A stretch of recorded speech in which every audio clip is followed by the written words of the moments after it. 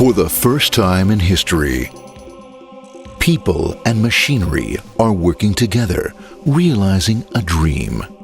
A uniting force that knows no geographical boundaries without regard to race, creed, or color. A new era where communication truly brings people together. This is the dawn of the net. Want to know how it works? Click here to begin your journey into the net. Now, exactly what happened when you clicked on that link? You started a flow of information. This information travels down into your own personal mailroom, where Mr. IP packages it, labels it, and sends it on its way. Each packet is limited in its size. The mailroom must decide how to divide the information and how to package it. Now, the package needs a label containing important information, such as sender's address, receiver's address, and the type of packet it is.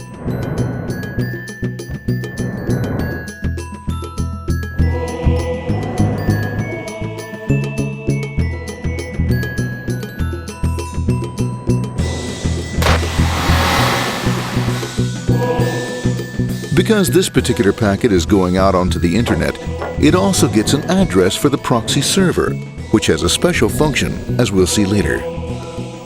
The packet is now launched onto your local area network, or LAN. This network is used to connect all the local computers, routers, printers, etc. for information exchange within the physical walls of the building. The LAN is a pretty uncontrolled place, and unfortunately, accidents can happen.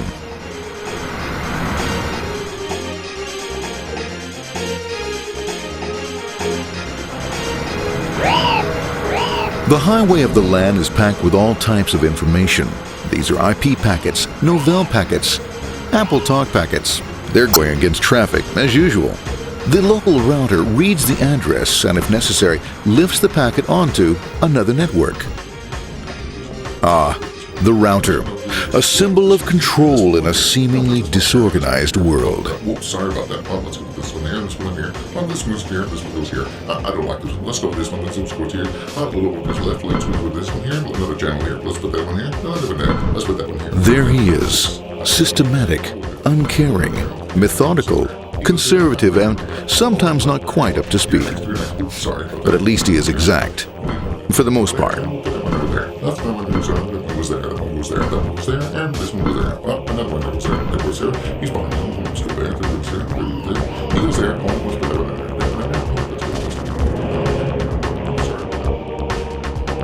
there. As the packets leave the router, they make their way into the corporate intranet and head for the router switch. A bit more efficient than the router switch plays fast and loose with IP packets, deftly routing them along their way. A digital pinball wizard, if you will. Here we go. Here comes another one. And it's another. Watch this, Mom. Here goes. Whoop, around the back. Hey, in there. Over the left, over the right, over the left, over the right. You got it. Here it comes. Right on. He shoots. He scores. It's going. Hey, wait. Here, watch out. Here comes another one. Oh, here we go. And it's gone. As packets arrive at their destination, they're picked up by the network interface, ready to be sent to the next level. In this case, the proxy. The proxy is used by many companies as sort of a middleman in order to lessen the load on their internet connection, and for security reasons as well. As you can see, the packets are all of various sizes, depending upon their content.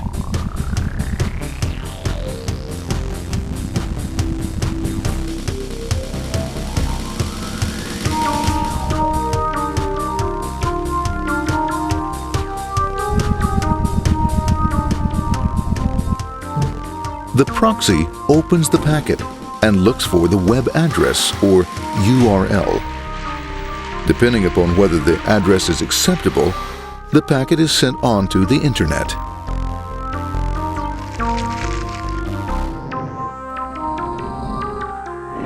There are, however, some addresses which do not meet with the approval of the proxy, that is to say, corporate or management guidelines. These are summarily dealt with. We'll have none of that. For those who make it, it's on the road again.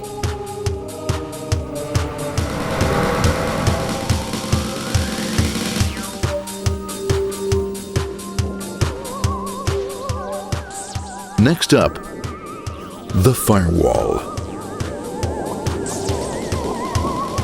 The corporate firewall serves two purposes. It prevents some rather nasty things from the internet from coming into the intranet, and it can also prevent sensitive corporate information from being sent out onto the internet. Once through the firewall, a router picks up the packet and places it onto a much narrower road, or bandwidth, as we say. Obviously, the road is not broad enough to take them all. Now you might wonder what happens to all those packets which don't make it along the way. Well, when Mr. IP doesn't receive an acknowledgement that a packet has been received in due time, he simply sends a replacement packet. We are now ready to enter the world of the Internet. A spider web of interconnected networks which span our entire globe. Here, routers and switches establish links between networks. Now, the net is an entirely different environment than you'll find within the protected walls of your LAN. Out here, it's the Wild West. Plenty of space, plenty of opportunities, plenty of things to explore and places to go. Thanks to very little control and regulation, new ideas find fertile soil to push the envelope of their possibilities. But because of this freedom, certain dangers also lurk. You'll never know when you'll meet the dreaded ping of death. A special version of a normal request ping, which some idiot thought up to mess up unsuspecting hosts. The paths our packets take may be via satellite, telephone lines, wireless, or even transoceanic cable. They don't always take the fastest or shortest routes possible, but they will get there. Eventually. Maybe that's why it's sometimes called the worldwide wait. But when everything is working smoothly, you can circumvent the globe 5 times over at the drop of a hat. Literally. And all for the cost of a local call or less.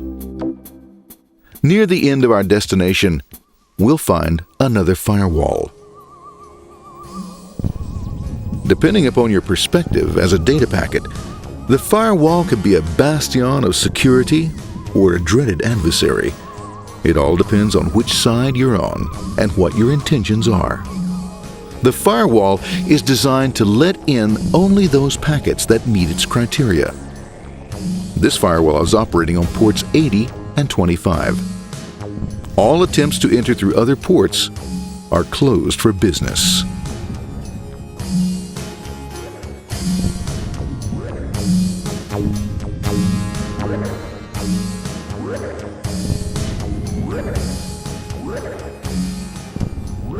Port 25 is used for mail packets, while Port 80 is the entrance for packets from the Internet to the web server. Inside the firewall, packets are screened more thoroughly. Some packets make it easily through customs, while others look just a bit dubious. Now, the firewall officer is not easily fooled, such as when this ping of death packet tries to disguise itself as a normal ping packet. It's okay, go on, it's okay, no problem. Have a nice day, be out of here, bye. For those packets lucky enough to make it this far, the journey is almost over. It's just a line up on the interface to be taken up into the web server.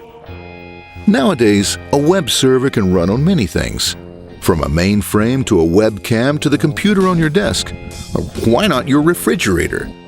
With a proper setup, you can find out if you have the makings for chicken cacciatore or if you have to go shopping. Remember, this is the dawn of the net. Almost anything's possible. One by one, the packets are received, opened, and unpacked. The information they contain, that is, your request for information, is sent on to the web server application.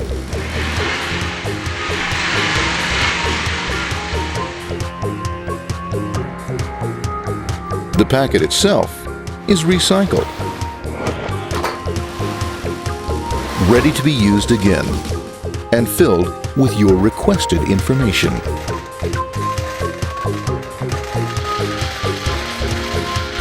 Addressed and sent out on its way back to you.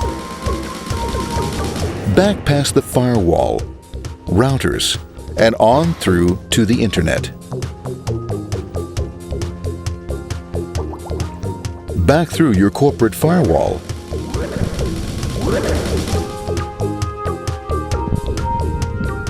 And onto your interface. Ready to supply your web browser with the information you requested. That is, this film.